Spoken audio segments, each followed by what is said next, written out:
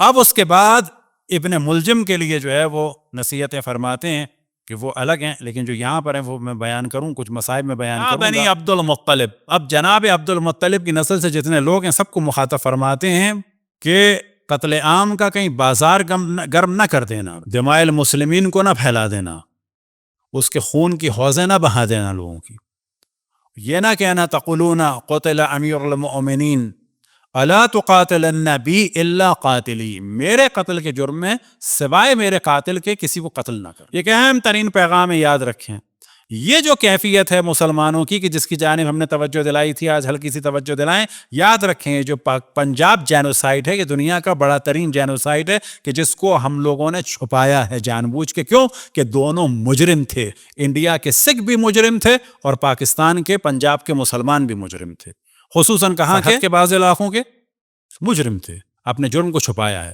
دنیا کا بڑا جینوسائیڈ ایک تھا پنجاب کا جینوسائیڈ جس میں 10 لاکھ لوگ مارے گئے، اور افسوس کی بات یہ ہے کہ اس جینوسائیڈ کی ابتدا اہل سنت کے علماء اور انہی دربار والوں نے اور انہی درگاہ والوں نے اسلام کے نام پہ شروع کی تھی 46 میں دسمبر میں، اور مارچ میں پہلے ایبٹ آباد میں اور مختلف علاقوں میں ہوئی، اور پھر اس کے بعد 47 میں ہوئی، اور یاد رکھیں کہ اس کا انتقام سکھوں نے لیا ہے، اور وہ لیا ہے اگست کی 16 کے بعد سے، ابتدا مسلمانوں نے کی تھی۔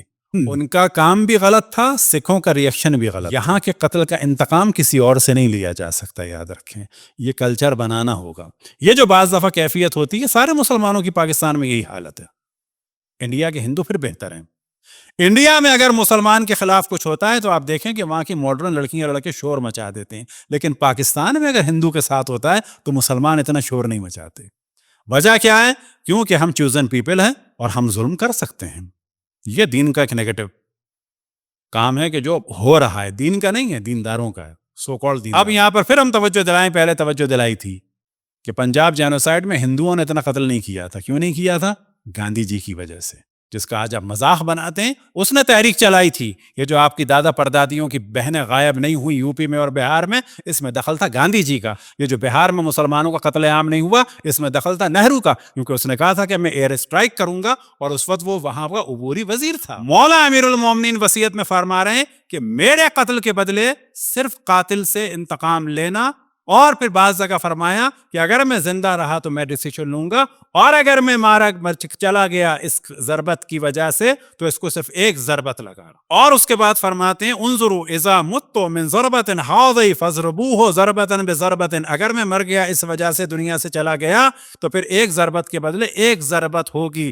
ولا یمس بالرجل، اور اس کے ہاتھ پاؤں نہ کاٹنا، آنکھوں کو نہ نکالنا۔ فإنی سمعت رسول اللہ صلی اللہ علیہ وآلہ وسلم ایاکم والمصلۃ ولو بالکلب العقور، کیونکہ میں نے رسول اللہ صلی اللہ علیہ وآلہ وسلم سے سنا ہے کہ خبردار کبھی کسی کتے کو بھی مصلح نہ کرنا، یعنی اس کے ہاتھ پاؤں یا آنکھ ٹانکیں نہ کرنا۔ یہ تھی مولا امیر المومنین کی آخر وصیت۔ اور اسی دوران بعض جگہ فرماتے ہیں کہ امام حسن سے ایک جگہ فرمایا کہ اس کی کہیں رسیاں ٹائٹ